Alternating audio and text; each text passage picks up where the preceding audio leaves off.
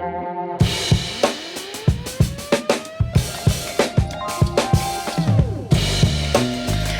and welcome to a new episode of the KewCast. I'm John and I'm joined again by my good friend Eddie. How are you doing? Doing good. How about yourself? I am doing good. It's been a crazy weekend, but we've got a big show in front of us today. I put a lot of notes in here. So let's skip the show and just have people read. Just have people read. So we'll send them a syllabus. How about that? Perfect. Give them a quiz next week. Very academic of you. Yeah. So we'll start with gear gossip and latest news. I got some corrections from last week and a bunch of new releases coming in November. Getting to be that holiday shopping season. Yes, for sure. Coming up quick. Yeah. So there's two big pushes in the year, and November is definitely one of those big pushes for paddle companies. And then we've hit a few of the paddles that are coming out either today, so this will be a day before the podcast is released, or in November. So we'll look at some of those paddles this week. All right. Do some hitting, and got some gear deep dive, of course. We're looking at whether or not clamping a paddle affects the ball rebound or the grip strength.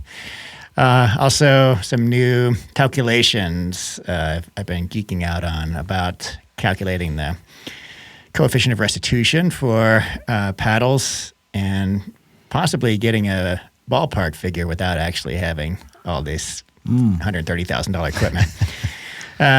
And the big topic this week, which maybe is not the big topic for everybody, but for me, I thought this was exciting. I tested a bunch of pickleballs, different brands, 12 to be exact, and it's getting to be cold out there, so I thought I would test the durability of pickleballs in cold weather. So, very exciting. You might get some snow here tomorrow. Did you know that? Yes, that's. I'm not looking forward to the snow. It's already. timely. It's timely.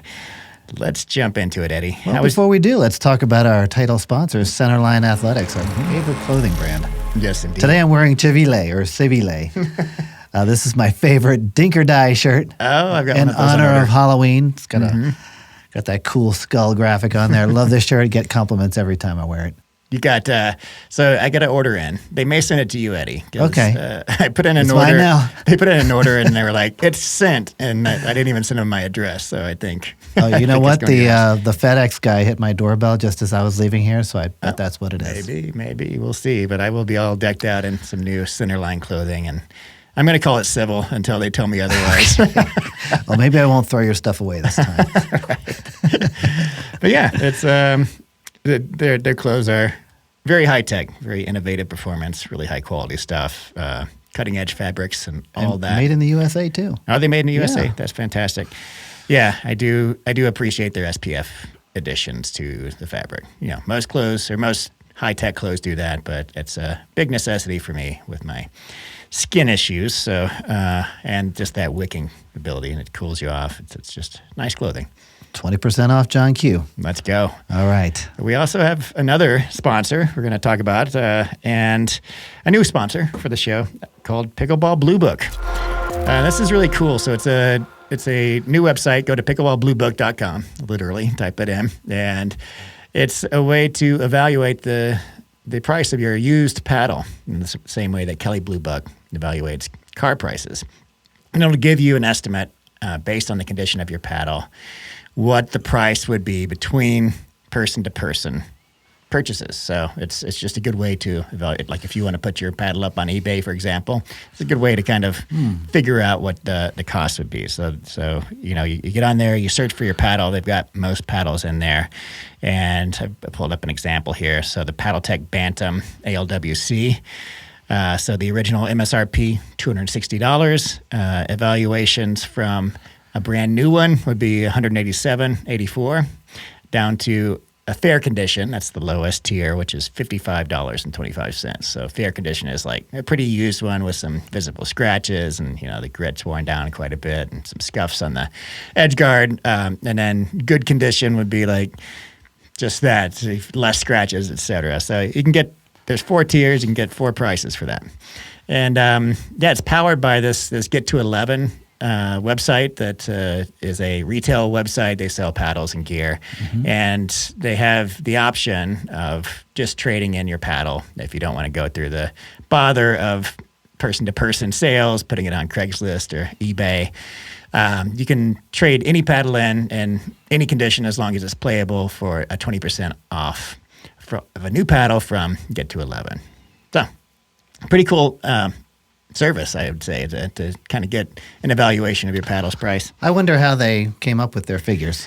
The owner, Tony, was in the golf business before, and I think he did something similar in golf. And I was kind of perusing the website, and it seemed really accurate. So, like hot paddles that by companies that sell a lot of paddles, the Yolas and the Paddle Techs and Gearbox, those are going to resell for more than ones that are considered kind of outdated. So. I think it's pretty smart. Cool website. And I think it's just kind of a nice public service. And one cool thing about it, too, is the paddles that you trade in, your used paddles, if you do go the route of just, I'm going to take 20% off of a new paddle, they just actually donate those. And if you're interested in charity, if you're a charity or if you know a charity that wants paddles, Get to 11 has a whole boatload of used paddles that are being traded in, and they're willing to ship those to you for free. So I know somebody reached out to me, and I would love to get rid of some of my paddles, but I have to keep them around because I consistently rerun tests and that sort of thing.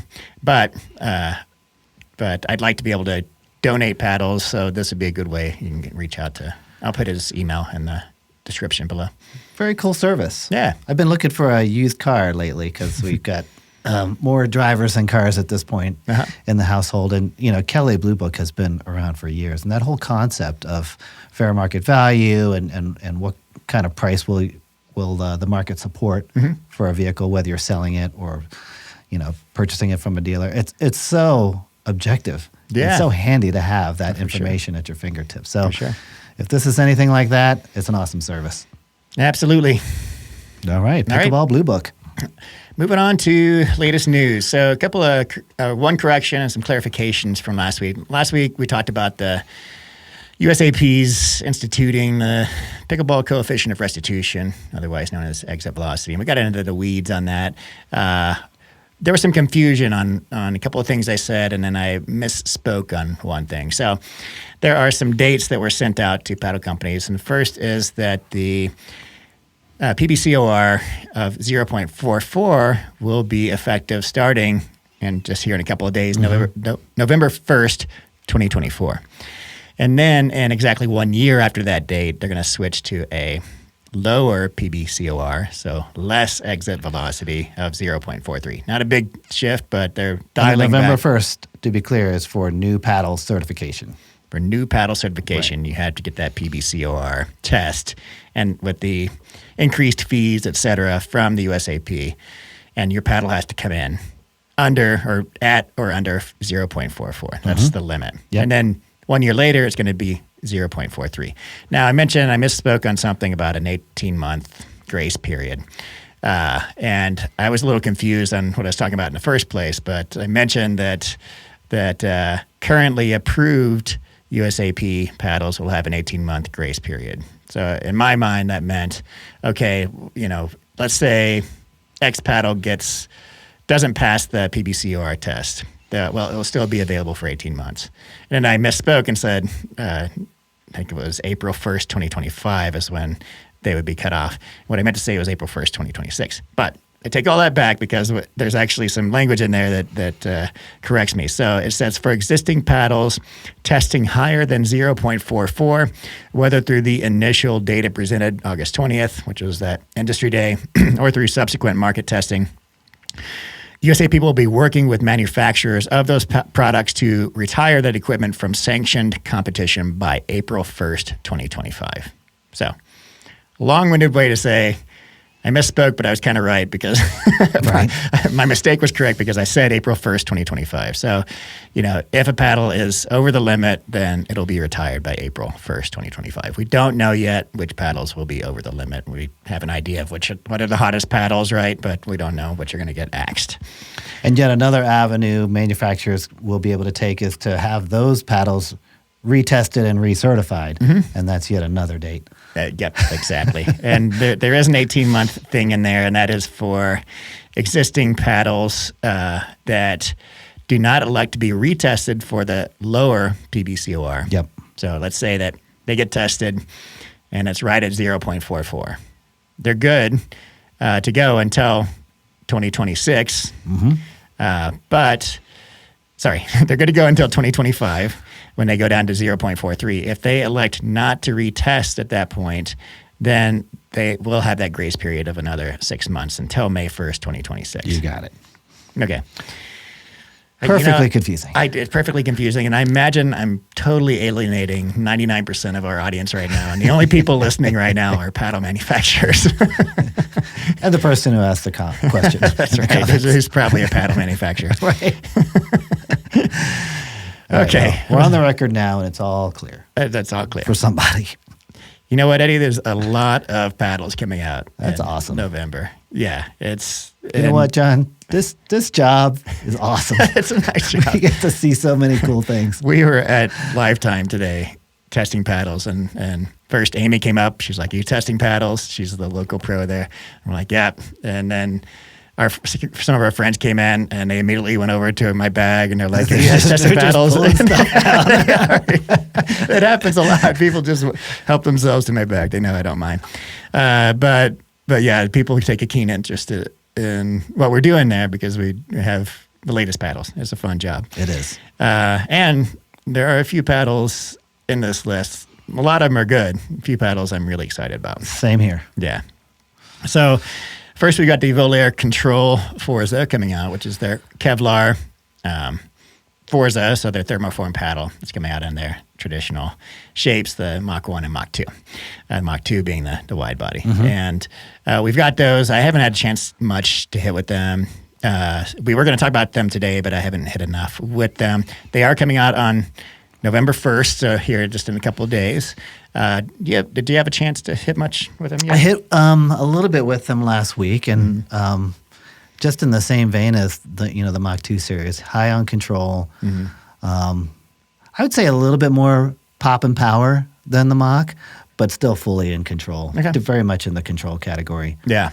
And it's Kevlar instead of the raw carbon fiber. So there's the twill cloth. I imagine, did you notice any increased dwell time or just that standard kind of Kevlar twill weave? I would not say dwell time was something that stood out. It felt a little bit on the hard side. Okay. Stiff. Yep. Stiffer. Interesting. And that's just from initial impression. Right. So, yeah. I'm surprised they were able to pass certification, though, because some of the color schemes are very bright. They have this lime green color with this kind of circuit breaker design on it, or circuit board design on it. Yeah. The design is interesting, but the color choice is very distinct. Very bright. Even as a severely colorblind person, I was like, holy cow, that is a loud paddle. Yeah, but we will report more when we get some more playtime with it. Sounds good. Next on the list, we got the Neonic Flare Prime X coming out on November 5th. And you all may recognize that one. They put it out as the Flare Prime several weeks ago, and it didn't quite meet what their specifications and their goals were for that paddle. Something at the factory got a little wonky, something about the polypropylene cell size or the number of layers. And what their goal was with this was to produce a more all-court paddle leaning power in a wide body shape. And they wanted it to be a slightly detuned option alternative to the ESQC 12.7.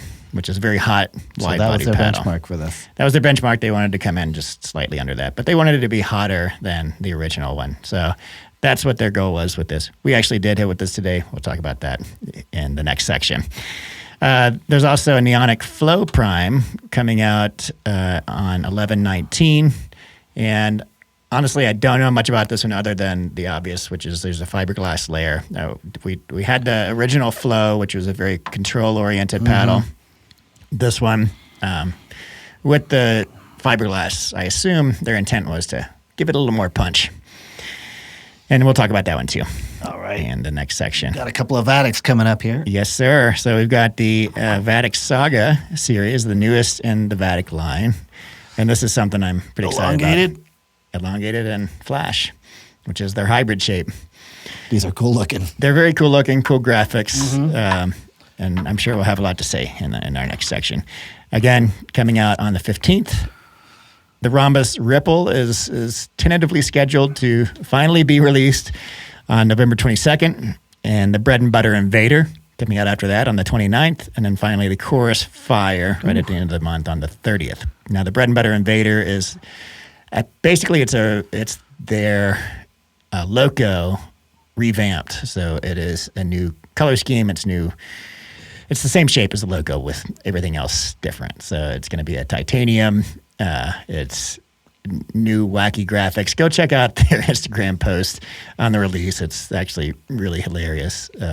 But I saw Doug sent me and some other reviewers the photos, and it's a very bright paddle. But as always, in line with Bread and Butter's vision, it is really good looking. All right. Yeah. And then the Chorus Fire is going to be their power paddle. For Chorus. For Chorus, yeah.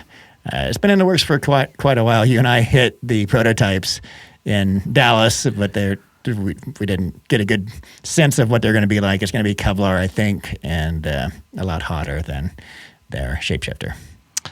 I don't think it'll be anything like the prototypes we hit. No. I don't think so. He was having issues with his prototypes. But really exciting month ahead. For sure. Are you paying overtime? Am I paying overtime for you? Yes. Yes, sir. Okay. Just send me the invoice. You got it. Yeah, I'm sure there's one or two I missed. I'll cover it next week if I did. One last little announcement is that we're going to get another 24-hour Melin hat code. Very exciting. And that's coming on November the 13th. Good timing. So just before the whole Black Friday kerfuffle. So be on the lookout for that. It's going to go active on noon, November 13th, and it'll be active for 24 hours. This time it's going to be 25% instead of just 20% off. So that's a good chunk off your Melin hats. I will definitely utilize the code to get myself a couple of new hats. I see you rocking a new Melin today. Oh, this is not so new. No? I've had it for a few months, but it's one of my favorites. Yeah, I don't wear it very often. It's light blue, I guess, is the only way I can describe it. Yeah. I'm sure they've got a fancy color name for it. Sure. But yeah, I dig this one. I like the little rope that they have going on here. Oh, I didn't notice that. Yeah. It's more of a flat rope than the kind of the coiled round rope. No, it's round. It's just maybe it's. Oh, I was looking at a different part. So Okay. yeah, it's laying flat. Got it. But good times. Good. So be on the lookout for that. Let's move on to the paddles of the week, Eddie. The Vatic. Let's start with the Vatic. okay. I'm pretty happy with these. I'm pretty excited about this release. I just got these last week. Sent duplicates for each of us. Mm-hmm. Thank you. And the whole idea behind this was to release their paddles with new cores. So this is a wider diameter on the polypropylene cells. So they're 10 millimeter cells in the honeycomb polypropylene core. I don't know if the camera's going to pick it up, but you can see we've been hitting these pretty hard, and the cells are kind of coming through. Yeah, as with most Vatic paddles, the spin on these is crazy, and they collect ball dust like no other. So you can see the cell size coming right through the surface, and it's privately sourced. What I've noticed that factories that are producing in China for these various brands are now starting to provide different options for polypropylene, the grades of polypropylene, right? So this is exciting for me for the various reasons we've talked about it in a previous podcast, but 11624 is testing their Alpha series, a prototype, and that's a similar thing, manufactured in China, but they have a new core in it that's supposed to be much better. And from my playtesting of it, it does in fact feel better. There's also some custom tooling and manufacturing processes on these Saga paddles that are similar to a Gen 1.5. So they're not thermoformed, but they do have edge foam. And there's a new layup on the surface, a multi-layer composite carbon fiber blended surface. I imagine, I don't know, that they didn't say that there is fiberglass in here, but it says it's proprietary, but I don't know exactly what it is. I imagine there might be some fiberglass in. So the goal is to generate more power while maintaining kind of the plusher feel, more comfort, also some durability, so it's not going to core crush as Gen 2 paddles, thermoform paddles sometimes do, with an exaggerated sweet spot. So what do you think, Eddie? Did they meet So it sounded these like goals? almost a paddle tech situation. Yeah, with a Gen 1.5 paddle with the goal of being similar to paddle tech, but with a broader sweet spot enhanced with foam, right? I love it. Do you? I love it for the same reason I like the paddle tech. They hit hard. There's a little bit of plushness there for that dwell time that I'm really coming to appreciate lately. I'm not finding a lot wrong with this paddle. It's got a great sweet spot as well. Yeah, I mean, we were hitting them today. I was playing side by side with the Paddletech ESQ 14.3 and 12.7, and I would say these come in slightly lower in terms of power, and they have a denser feel. You know, the ESQs, they're super lightweight, and they have that kind of hollow feel and the big clunky sound when you hit the ball, and a really satisfying sound. That I didn't feel in here. I felt just more dense. You know, it might be because it's a higher swing weight. Now we're comparing a little bit of apples to oranges. Because this is a hybrid that's an elongated, and I was comparing it to a standard shape. So it's going to be naturally more swing weight in this. But I think even if this was in a standard shape, then it would still feel a little more dense. There's just something more. So it doesn't feel exactly like a Paddletech. Yeah, less poppy. Bantam, but less poppy. I would say the power's getting there. Maybe, yeah, with full swings, Yeah. I'd say the power's, comparable. Not as poppy. And I do think that this polypropylene makes a difference. It does not feel like it's similar in terms of its plushness, I would say, to the original Vatic Prism Flash, but the power output is much greater, and it has that springier feel that the polypropylene, American source polypropylene, like the Paddletechs and the Engages have, right? So, what were your thoughts on the sweet spot? I felt like it was pretty large and consistent throughout the face. There was no deadness near the top, nothing near the throat. That was the standout for me. Is just very consistent across the board. Yeah, definitely larger than the ESQ. Not by a great amount. The ESQ has a good sweet spot, but it's noticeably smaller than thermoformed or foam edged paddles. This one I felt is more comparable to the Vatic Prism Flash. Maybe slightly larger. I'd need to hit those side by side. That'd be a good test to really dial in whether or not this is larger, but plenty large. I'd say it's an oversized sweet spot. Yeah, I love the theme that they're picking up from the Oni that came out a few months ago. The graphics. The graphics really are cool. Hopefully, I didn't screw up your focus like I did several times last week. Oh, good. But yes, I like these paddles. They're priced at $150 before codes. $140 after discount codes. So they're coming in at a really competitive price, and one of the great spin, as all new Vatics have. This peel ply is pretty aggressive. Ball dust is pretty prevalent on this. And yeah, I mean, I would put it all court leaning power, just under the Paddletechs, and yeah, I just think it's a really solid choice, especially at that price point. I love that you can take a full swing with either of these models and really achieve a lot with it. Yeah, and it's not too powerful where you're fearing it's going to go good stuff 6 feet out. That was a good point too, Eddie, about the sweet spot having a low curve. It's nice and wide, and there's not a hot spot. So if you put it on a curve in terms of the ball response off the face, it's kind of a low bell curve instead of a steep one. You got it. Okay, let's move on to the next one. We've got the Selkirk Labs 007, which is actually launching today. That is a cool-looking paddle, man. Yeah, here it is. We're able to show it this week. We weren't quite sure last week we had it. I've not had enough time to hit around with this, but we can speak about our experience so far. But the price, as with all of their labs, it's the most expensive paddle on the market at $333. And no discount on that, but you can use my code or others for gift certificates, right, through Selkirk. So we actually only have so far the 14 millimeter. They also make it in an ultra thin 10 millimeter. And the kind of the vision for this paddle was a power focused, so a power paddle from Selkirk, pretty rare thing, right? And the their main goals with this are the power side of it as well as a durable texture. So they are claiming that the texture on these is 3 times more durable, will last 3 times longer than raw carbon fiber, comparable raw carbon fiber paddles. It does feel like a grit texture. It is carbon, and I see in here, but that doesn't mean it's not grit, or it doesn't mean it's necessarily raw carbon fiber. But you can feel the grit on the edges too, so I feel like it's sprayed on. They are claiming that, like I said last week, I'm part of the testing process for this claim. I've handed one of these paddles off to a friend who's logging hours with it. I've got the original spin test results for that paddle and this one.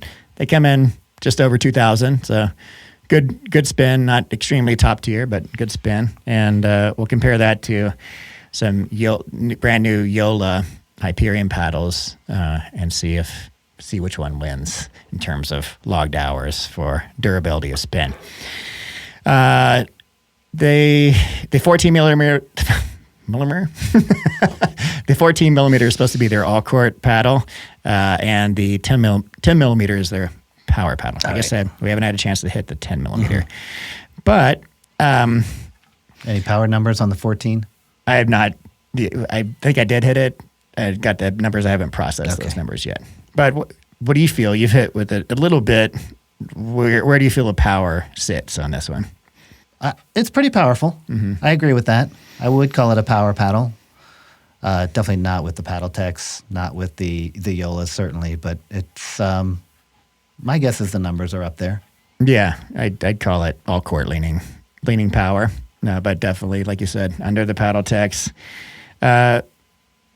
You know what I want to do? I want to hit this right next to the Power Air.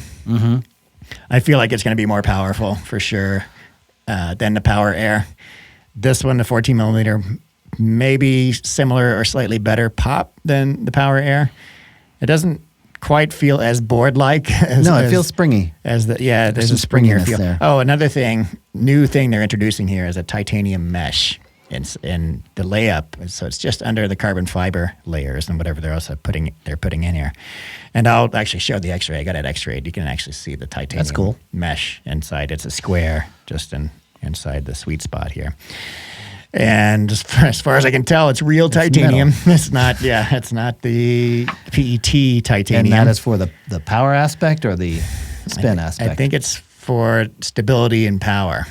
Yeah, and maybe it helps with spin but I feel like the balls bounce off of this really fast. It's a springy feel, but a stiff feel as well.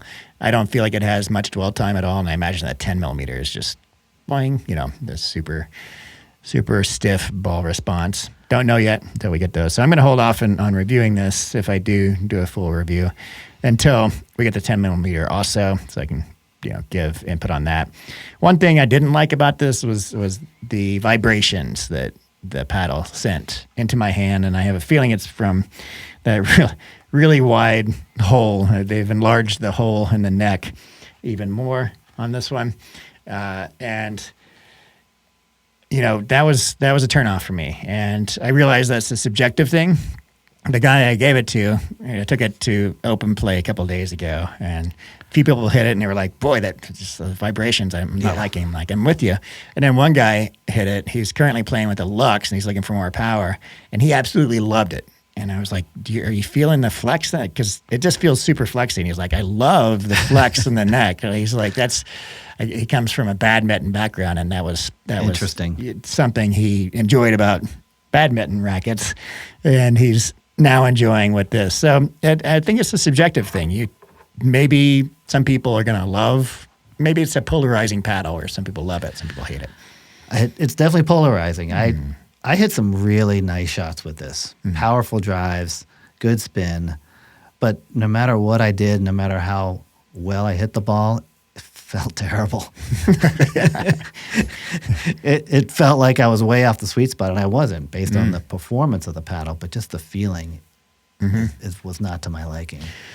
Yeah. So if that doesn't matter to you, then this paddle might be great for you, but it matters to me. I want every stroke to feel good if possible. It does not have, it doesn't feel like a foam enhanced paddle or one that's very forgiving when you hit it.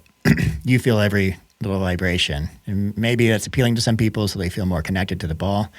But I didn't like that vibration. I didn't like the flex in it as well. It's not a thing that I enjoy. I don't like stiff paddles necessarily, but I want to feel kind of that unibody feeling where the paddle works as one piece and not as kind of this, flexy thing. Yeah.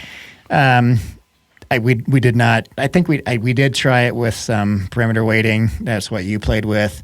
We haven't messed around with that a lot to see if we can mitigate some of those vibrations. This is a very preliminary assessment of the paddle. I wouldn't, not for me, but there are people out there who clearly. It's a great looking paddle. A lot of Selkirks are really good looking paddles. The Lux is a great looking paddle.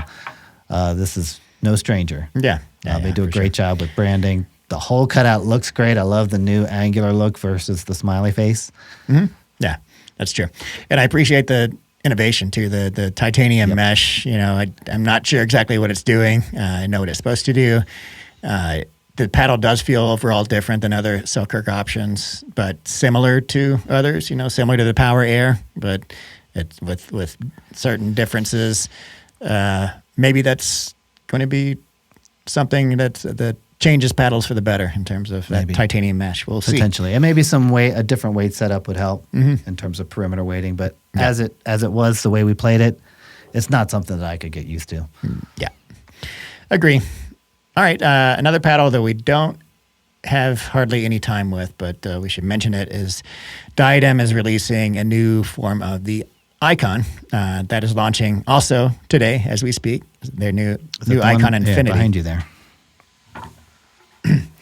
And I should have looked up the spec sheet on this. Actually, let me do that now before. Yeah. All right. So I just pulled up the specs on this. Like I said, we haven't had enough to speak too much about it, but it's the same shape as their original Icons, and the price is $219.95, so $220. It is advertised as a dual foam wall with EVA foam. So I imagine what they're talking about is the traditional edge foam with thermoformed and an interior layer of edge foam inside of that. So making it similar to a Gen 3 paddle. And it also mentions high density foam fill-in at the frame edge. I don't know if that is inclusive of the dual foam edge wall, but it's a foam enhanced paddle.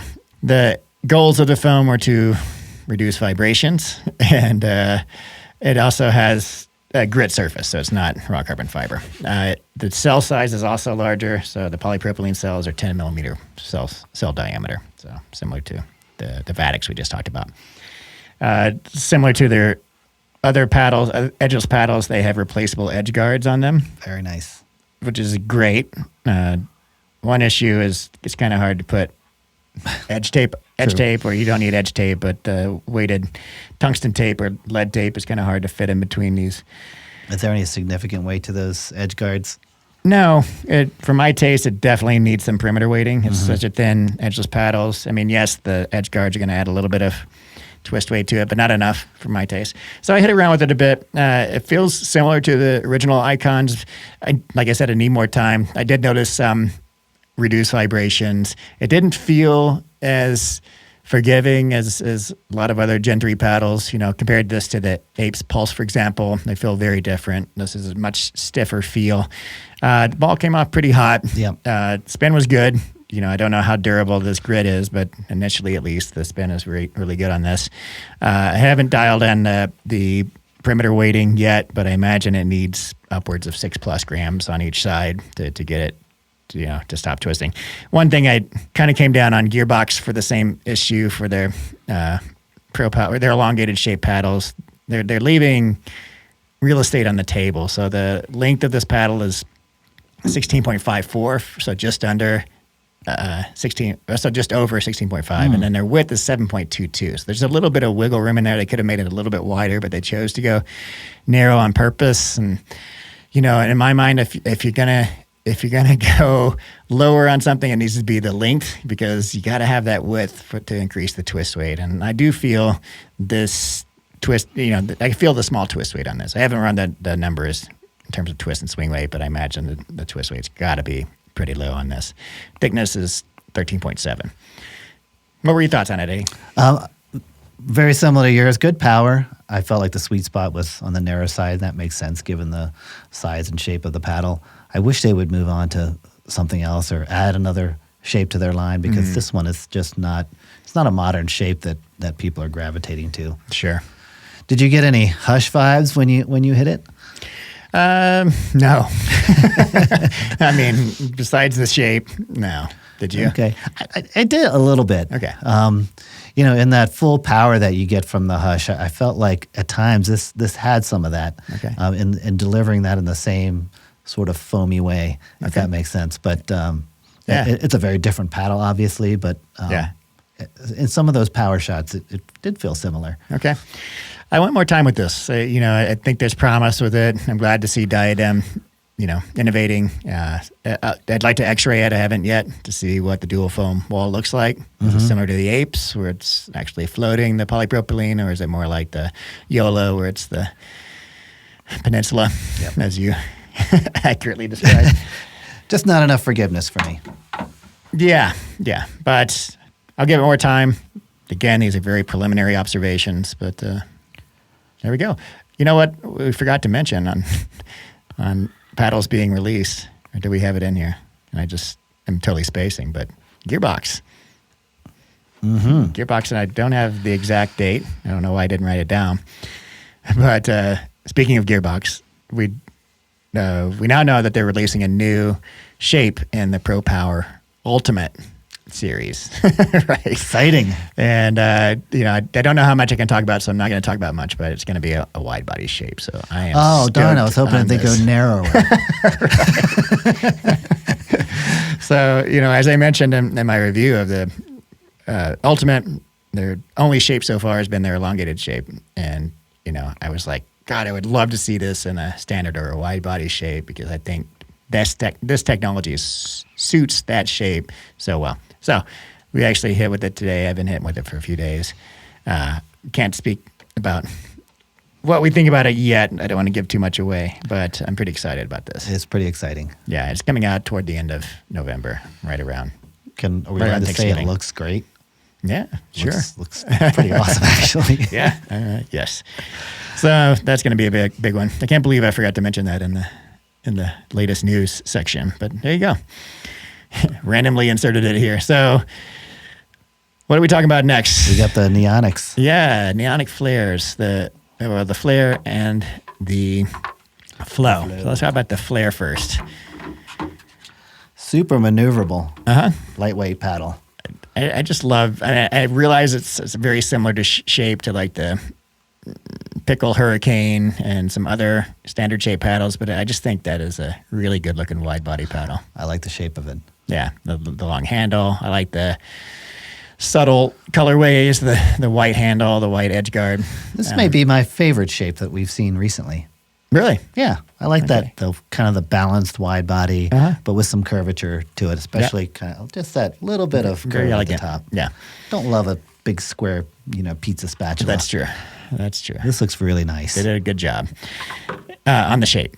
Yes. And and overall, I think it's a really good paddle. So I think it's 14 millimeter, and like I mentioned before, they released one earlier this year, and it wasn't what they exactly wanted, so they halted that one and then reconfigured it. And their goal with this was to compete with the ALW ESQ.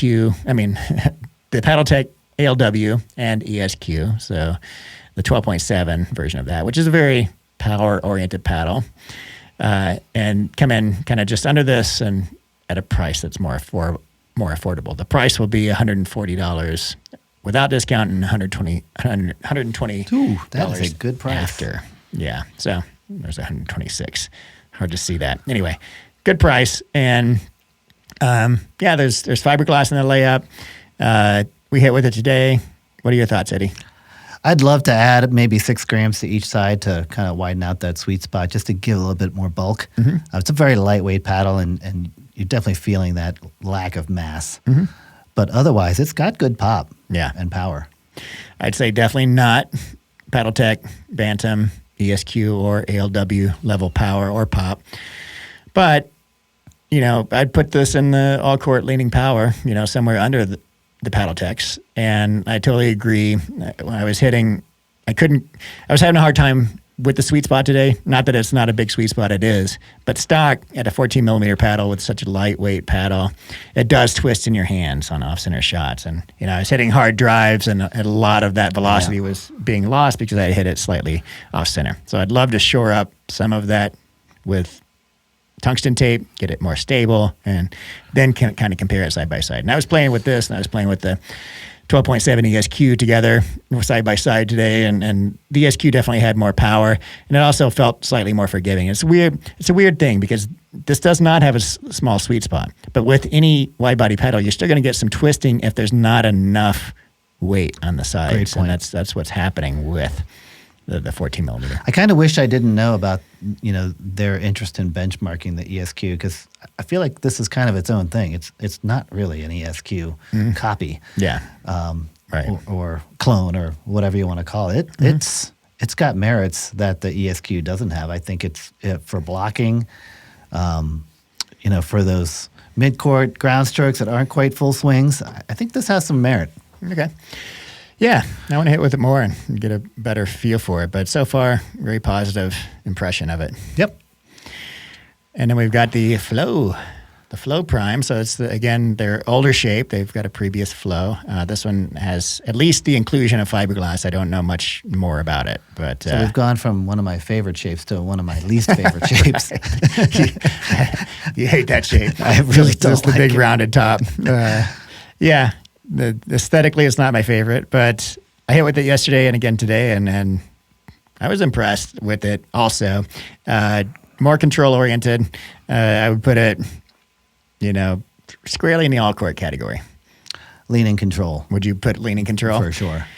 I need more time at the kitchen with It's it. maybe just got a smidge more power and pop than the original Flow.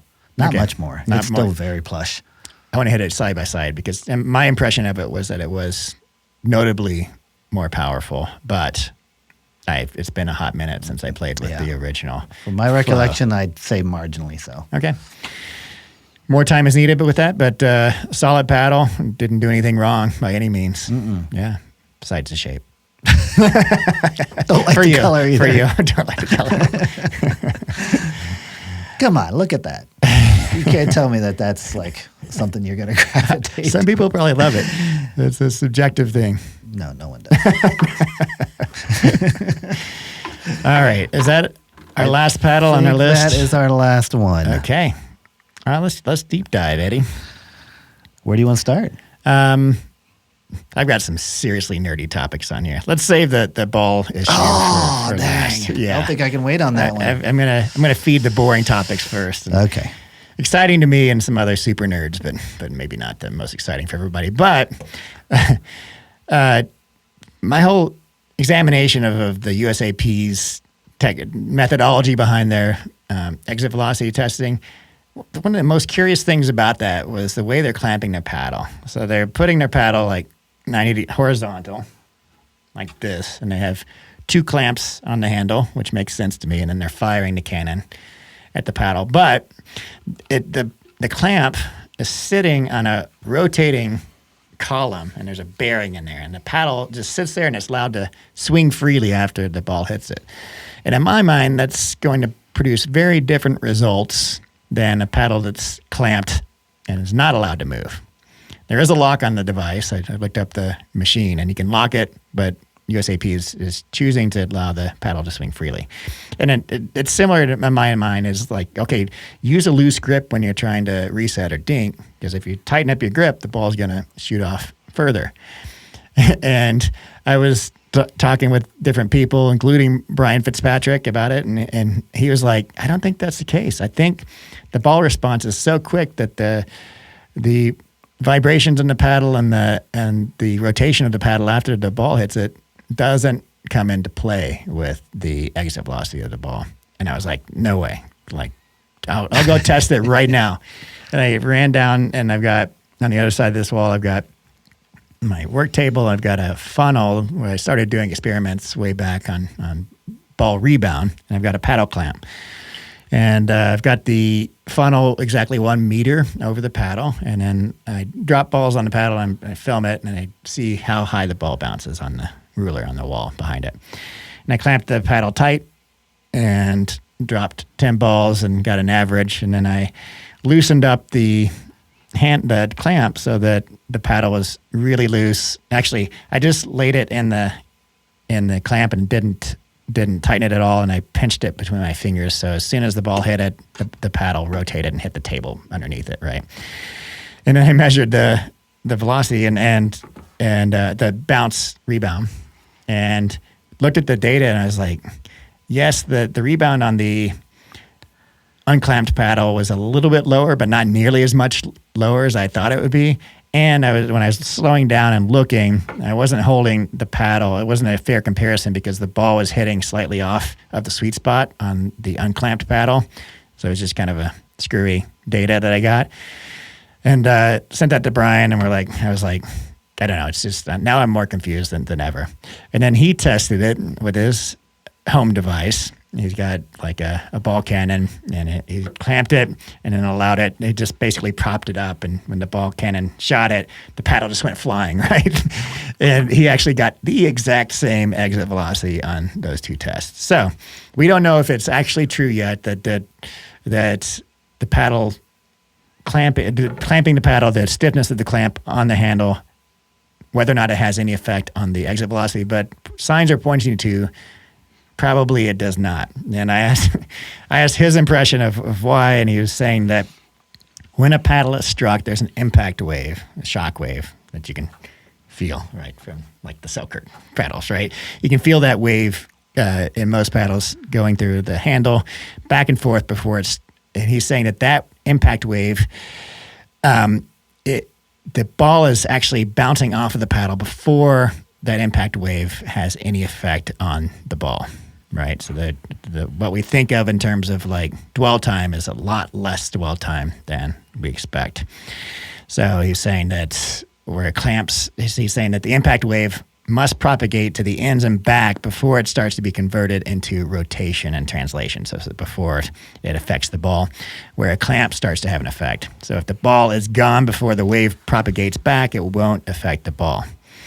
So I'll link to an article he actually showed where he actually sent me, which describes this phenomenon using a simple wooden beam. And they show like high-speed photography or high-speed video of the beam vibrating back and forth and how it affects a ball that's bounced off of it.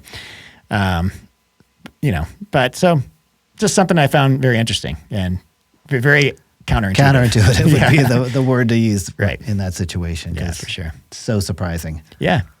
And, I thought for sure, like you hold, the reason for loosening your grip was so the ball doesn't bounce off so stiffly, but I can imagine a world in which that's actually not true. It certainly helps to loosen your grip on dinks and resets, but maybe it's because a rigid grip is you're more likely to be kind of herky-jerky and during your swing, swing it faster or more inconsistent. I don't know.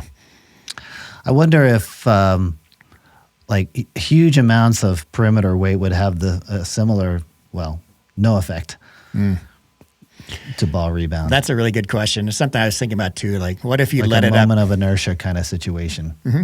What if you let it up a paddle and tested it in that fancy machine that USAP doesn't have any effect at all versus the stock paddle? Mm-hmm.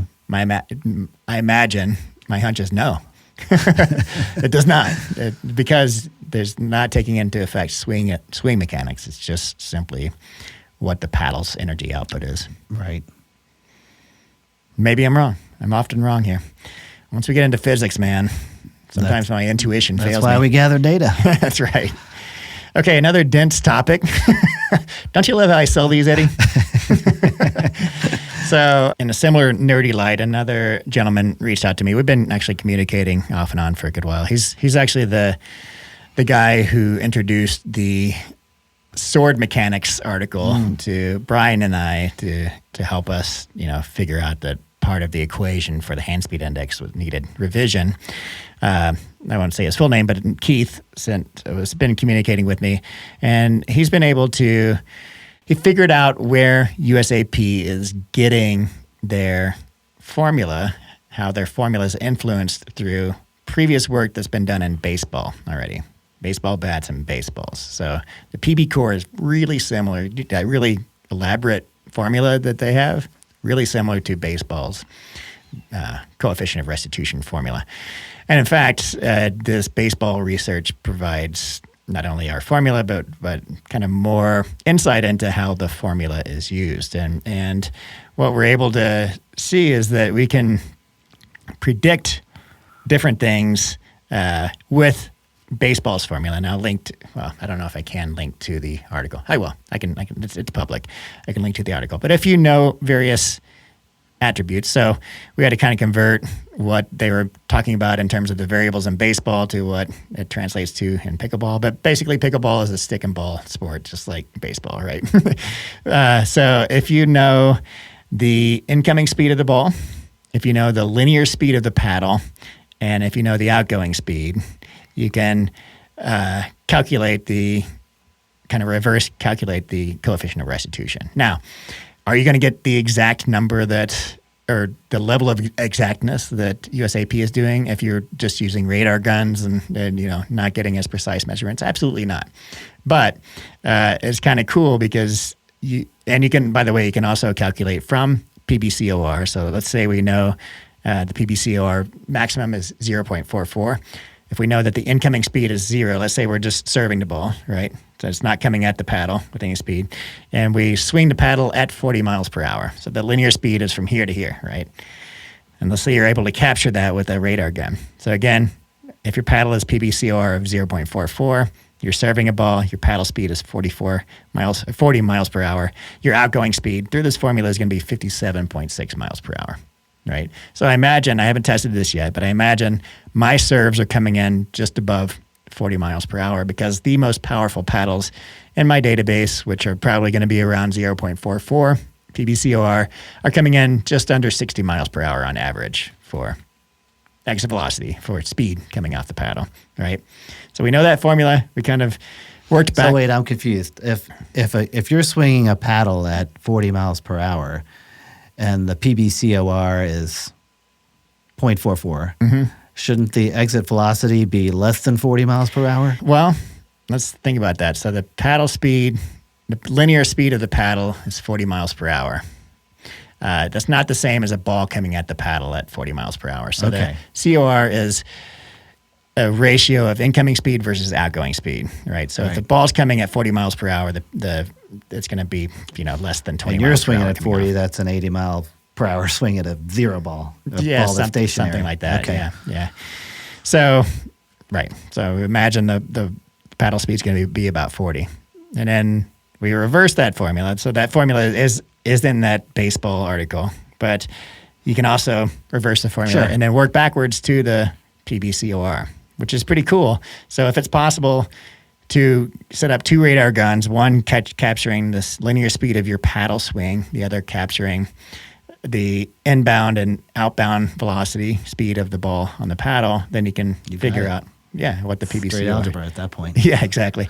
So we can do that as well. And it's just kind of a cool way and something that I might kind of get a ballpark figure on some of the paddles. And by the way, paddle companies, if you're watching this, I'm sure they are, this might be a way if you're right now fretting that you don't know where your paddle's coming in, this might be a good way to kind of get a ballpark figure for that. And how would you capture the linear speed of paddle? Because it's moving at an arc, right? It's not moving like this. It's moving like that. So how would you capture that information?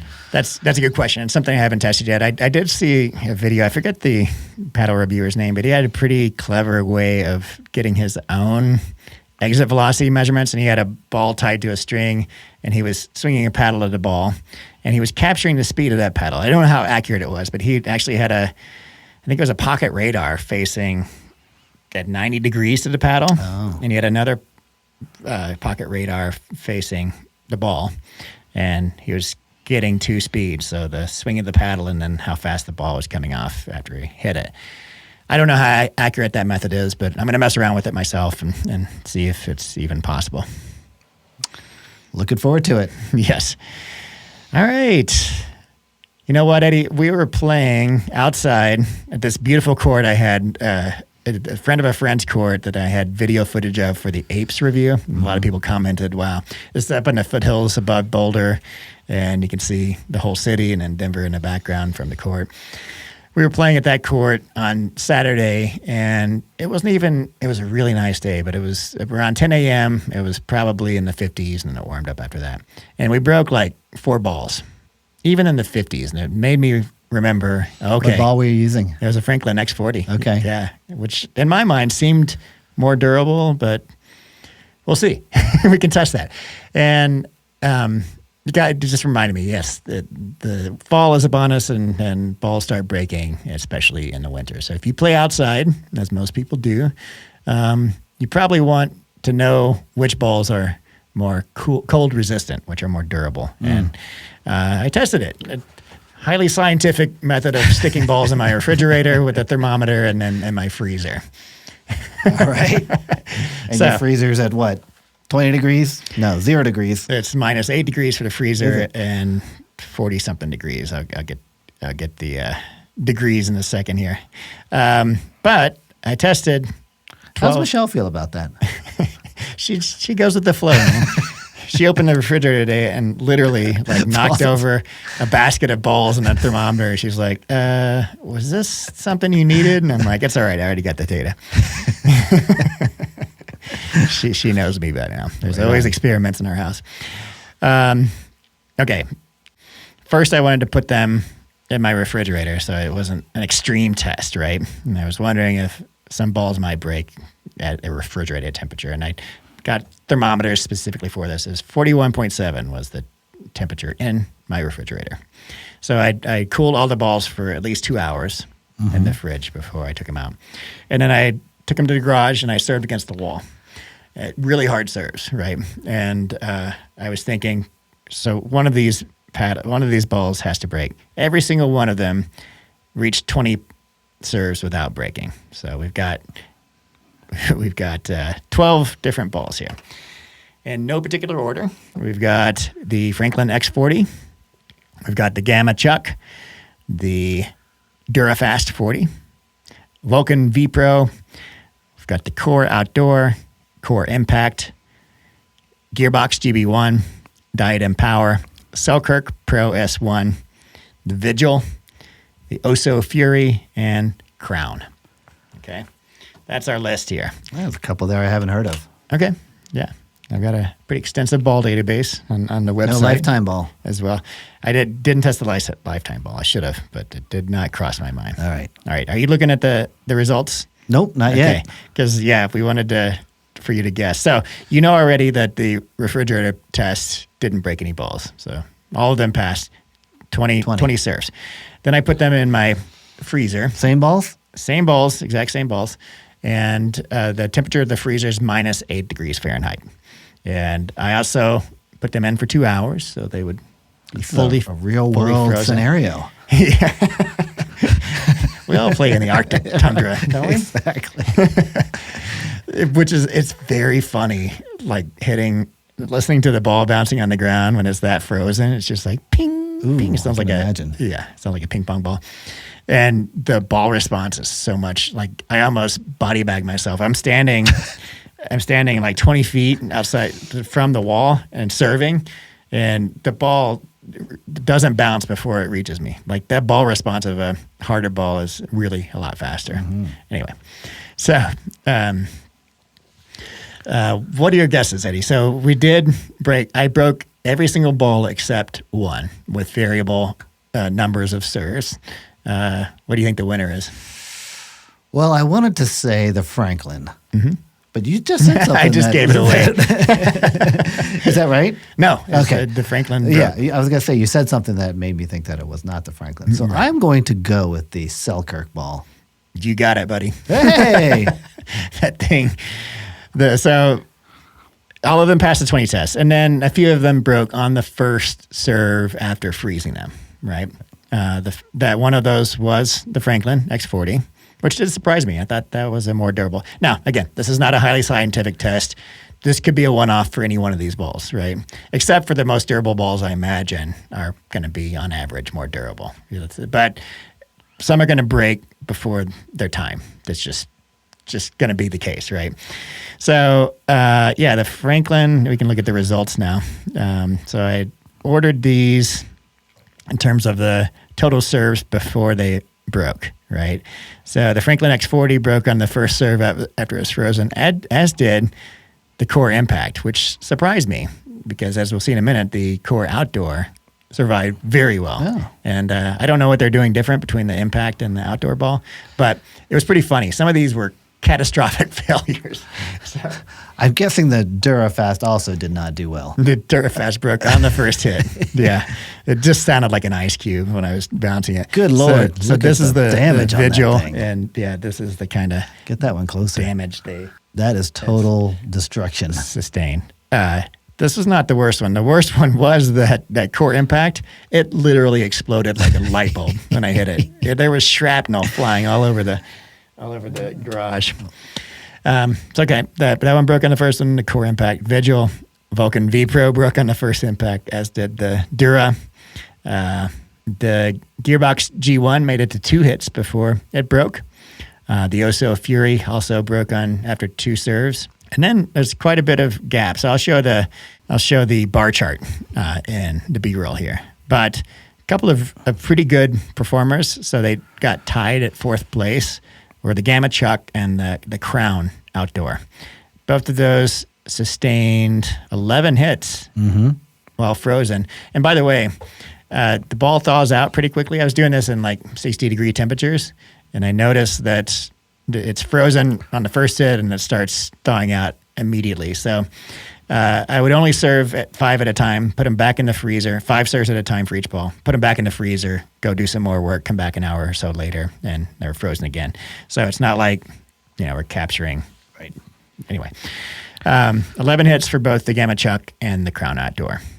And in 3rd place, the Core Outdoor made it to 52 serves. So I'm adding the 20 serves that originally came out of the refrigerator to this, right? So 32 hits frozen. I didn't think, honestly, I was hitting these, freezing them again. I thought the top 3 were never going to break. And I was like, okay, we got a tie for first place among 3 balls. But they eventually did break, so 52. So did these break any differently than the ones who only survived like 1 shot? No.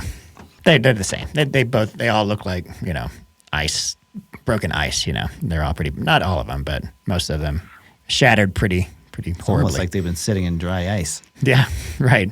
The Core Outdoor lasted 32. The Diadem Power, it surprised me how durable the Diadem was. I was just like, wow. I knew it was a good ball, but it lasted 36 hits. And I've yet to be able to break this Selkirk Pro. I think my arm is going to break before I can break the Selkirk S1 ball. So your 65 is incomplete. It's incomplete. It did not break yet. And I've got it here. So it was horribly out of round as I was hitting it frozen, but they tend to regather the shape. Looks all right. There's a couple of flat spots. The exact same ball. It's still cold. I've examined it pretty closely, and I don't see any microfractures. That is amazing. Yeah. Now, this was a test for durability. This does not equate to performance. So these balls, clearly you're not going to play in minus 8 degrees temperatures unless you're doing some kind of joke. But even the refrigerated balls go out of round. All the ones that survive do go out of round pretty horribly.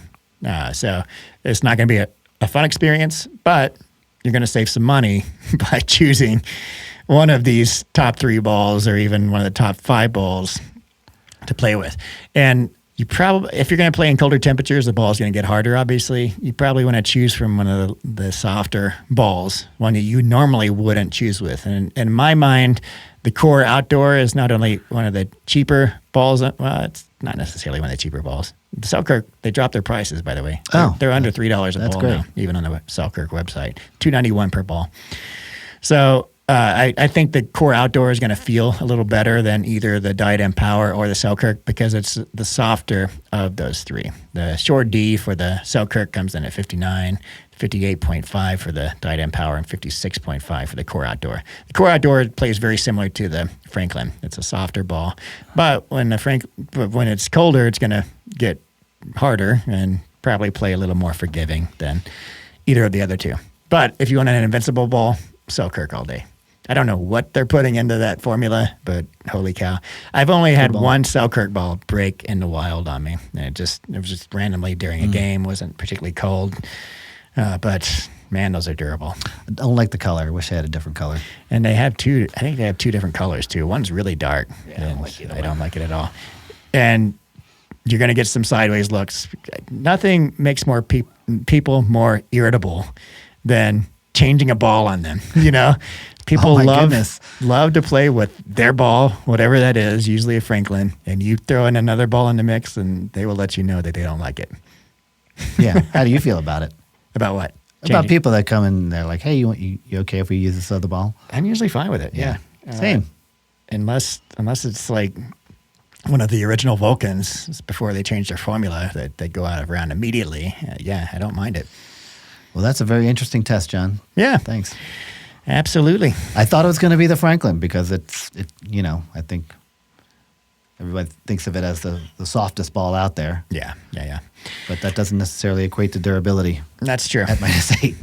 And other than the Franklin breaking, we might get more durability. I might rerun this test on a new batch of balls, the same brands, see if I get any different results, see if it's repeatable. But I feel like definitely we know that the Selkirk is one of the more durable balls even before this test. Right. I didn't know that about the Diadem. And now we have a top three. The Very Core cool. is a good contender. And the Gamma Chuck, solid contender also. I like the Gamma Chuck. So what's next for the freezer? What's next? Paddles. Frozen paddles. There we go. Okay, let's move on to Q&A. Yeah. This one's from Kyle Pickleball. You seem to prefer the standard wide body paddles now versus the hybrid, such as the Rhombus R1. So what caused you to switch? Have you switched? Yeah, you've switched. More or less. I can still play with both the hybrid or the wide body. I think this question applies to both of us too. I'd say we're pretty similar in our taste. See, right now you're playing with your two mains. I was asking you today what those are, and they're both hybrid shape. Yeah, I've been playing with that Olympus Spartus quite a bit lately. And also the Apes hybrid. It's kind of an elongated hybrid, I would say. It actually comes in at a hybrid shape. It's a little less wide than the Olympus.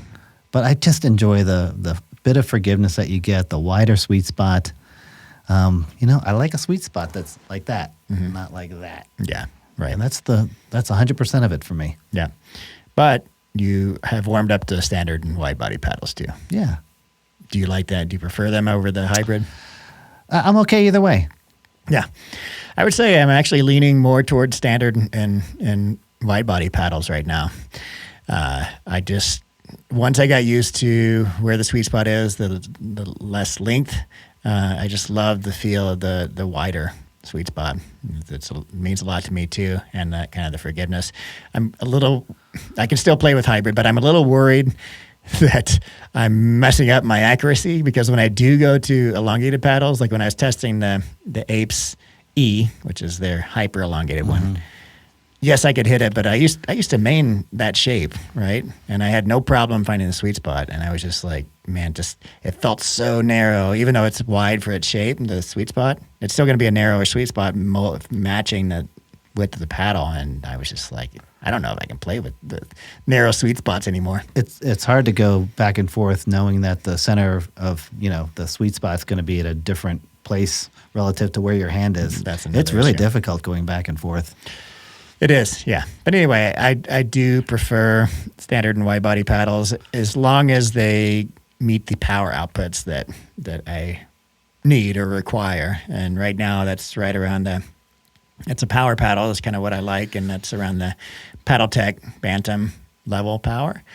And there are several a few standard and wide body options now that meet that. One of my issues with standard paddles way back when, firstly, was the short handles, the little nub handles they used to have. And secondly, the power output, especially power with full swings. I did not like that. It felt like swinging a paper plate, when you would swing a big serve and you barely get the ball to go over the net that's what wide body and standard paddles used to be. No longer. Now they've reached parity in terms of power with any other shape, and you get the added benefits of the sweet spot. Now, they're not going to be for everybody. Tennis players are probably going to prefer elongated paddles. People that like head-heavy paddles, you're not going to get that with a wide body paddle. I like, lower swing weights. I like the maneuverability, and I like for my balance point to be a little lower as well. Head light paddles. So all of these tick the boxes for me. Yep. It's a subjective thing. It's not doesn't apply universally. So all that being said, John, I really dig this Saga. Yeah. This elongated one. It gets the power to where I like it versus the hybrid shape. We'll see if it stands the test of time. I'm going to give this hybrid another whack. Yeah. But I'm still open-minded. I had a good time with that one today too. And for an elongated, I was like, yeah, this hits well. I still very much prefer the flash hybrid shape over the elongated. But yeah, you mentioned today that you were digging that elongated one. Yeah, we'll keep an eye on it. Yes, sir. All right, Eddie. That brings us to the end. Sounds like a plan. Good show. Appreciate it. Yes, absolutely. You got any plans for next week? I'm traveling next week. Where are you going? Headed to North Carolina. Okay. So I'll see all my friends there. A work trip. Yeah, Yep. They're going to play some pickleball. I'm sure I will find a way. Excellent. How about yourself? I am home next week and then in Dallas the week after for the Worlds tournament. Oh. I didn't give an update on that. So last week I solicited our audience for partners just on a whim. It wasn't a plan, but you and I were talking and I was like, Jewel can't come and Sarah Janie can't come and I don't have a men's partner. And I was like, well, if anybody wants to, I got a lot of emails.